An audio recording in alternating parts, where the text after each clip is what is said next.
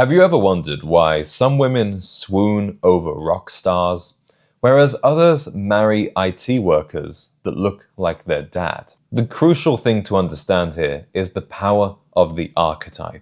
In today's video, I'm going to explain to you 6 of the most prominent male archetypes that women simply love. And I'll also help you discover which archetype suits you and how you can play into that to your advantage. Hello, my name is James, and I am on a mission to create a generation of gentlemen. If you're unfamiliar with the term, archetype simply means a certain example of a specific type of person. And as we go through them, I think it will become very clear. The first archetype we'll talk about is Prince Charming. You will have seen this archetype in Disney movies and Hallmark movies, a very popular archetype in classic Hollywood, although it has been neglected more recently in the media. Now, women are attracted to the Prince Charming because he seems so perfect and he is able to sweep her off her feet. Not only does he look so dashingly handsome, but he's also able to introduce her to a life of prosperity and adventure. His personality is kind, courageous, chivalrous, and very romantic. And in the media, you'll normally see this type of character rescuing a damsel in distress, and then she ends up falling in love with him. So what can we learn from Prince Charming? We can learn the importance of physical appearance, and we can also learn the importance of heroic acts. Now, you don't have to go and slay a dragon in today's world to fit into the Prince Charming archetype. Doing something like volunteering or simply taking care of your grandma can show her that you have these qualities. And when it comes to dating, do those romantic gestures like buying her flowers, taking her out for dinner, surprising her with a completely unexpected gift. But the Prince Charming archetype is not for everyone. Some women find the Prince Charming simply too vanilla and boring. They are looking for a man with a little more danger and edge. And those types of women typically prefer the bad boy. I'm sure you knew this one was coming. The bad boy can take many forms. He could be a rock star, he could be an artist, he could even be a convicted felon. Physically, he can take either a more masculine or a more feminine appearance, but typically he will wear non-conformist clothes. We don't see many bad boys wearing suits. It's more typically denim, leather, spikes, and studs, and they often have tattoos, piercings, and unusual hairstyles. Women like a bad boy because of their unpredictable nature. Being with him feels like taking drugs. They are attracted to his disregard for rules and conventions, and they are attracted to his mysterious aura. Women are typically more attracted to bad boys in their younger years, and then as they get older and they begin to seek more stability, there's no other way to say this, they get sick of the bad boy's shit. Being chaotic, unpredictable, and rebellious is very seductive to a 21-year-old, but to the 31-year-old woman who's looking to have children and buy a home, he doesn't really have what they want. But one thing that every man can learn from the bad boy is the importance of confidence and charisma.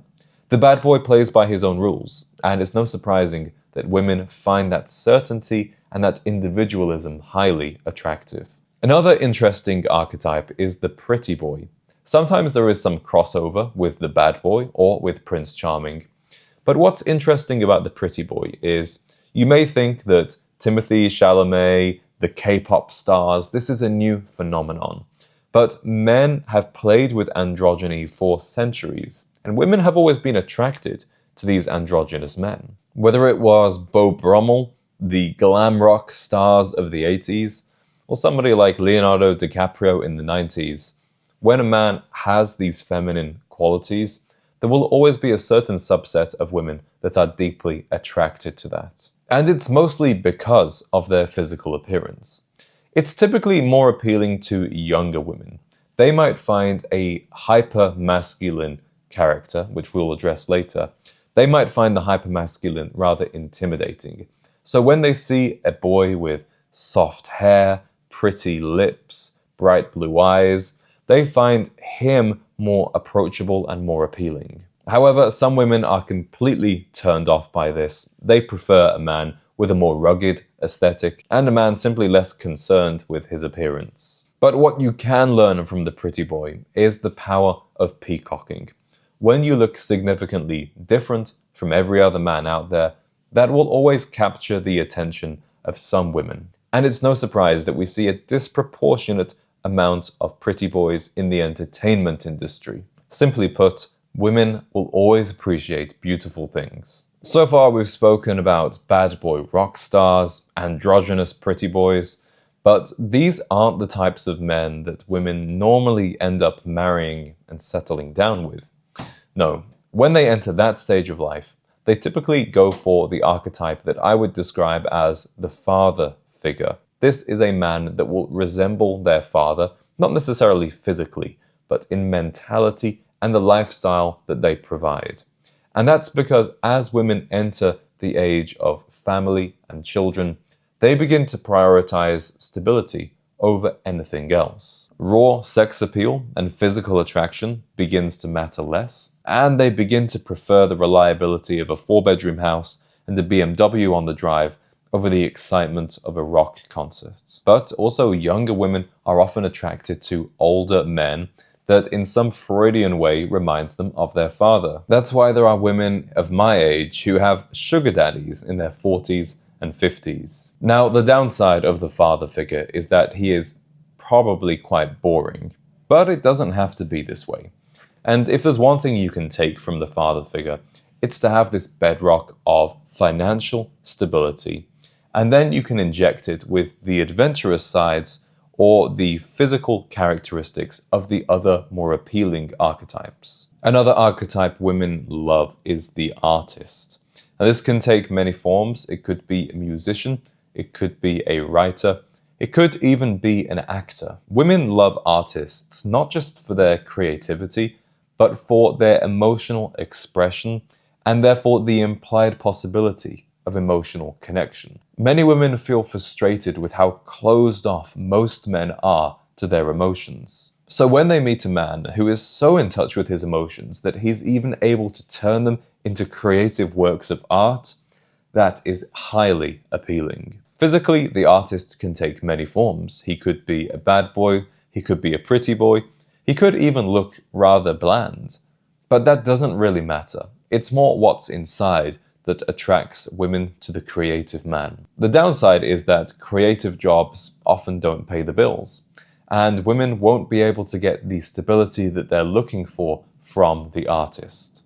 Obviously, there are exceptions, and for those men, well, they completely kill it. But for you, the most important thing to learn from the artist is the ability to tap into the emotional side now and then. And you could do this by picking up a musical instrument, writing down a few words, or even taking a brush to the canvas and becoming an artist yourself. The final archetype is the hyper-masculine. These are people like Andrew Tate, Arnold Schwarzenegger, The Rock. Huge muscles, often a rather aggressive, abrasive personality, very focused on success and money. Now, these men are extremely rare, but it's no surprise why women are attracted to them. On the surface level, they have it all. They have the looks, they have the money, they have the status. However, they often lack many other things that the other archetypes have, including the emotional connection, the ability to be romantic and sensitive, or the ability to be creative and artistic. Now, while being masculine is generally perceived as attractive, being hyper-masculine or overly masculine, that might be perceived as aggressive or less nurturing, which to a woman in a long-term mating context could be a serious downside. She's looking for a man that will stick around to help her raise her offspring, not some savage caveman who will ravish her and never see her again. However, very interestingly, when women are ovulating, they typically are more attracted to hyper-masculine men. It just goes to show how linked these archetypes and female biology are. So what you should take from the hyper-masculine archetype is capability. Capability to physically defend oneself, to defend one's family, to achieve great things financially and with social status, but don't neglect everything else on your path to accomplish these. Gentlemen, as you've seen, archetypes are divisive. A man who fits into one archetype will be so attractive to some women and a complete turn-off to others. The positive message to take from this is that no matter which archetype you fit into, there will be a group of women that are attracted to you. I'd be very curious to know from you down in the comments, which archetype do you think you fit into the most? And are you happy with that? Or are you looking to move on to a different archetype and embrace different characteristics within you? Thank you very much for watching, and I'll see you in the next video.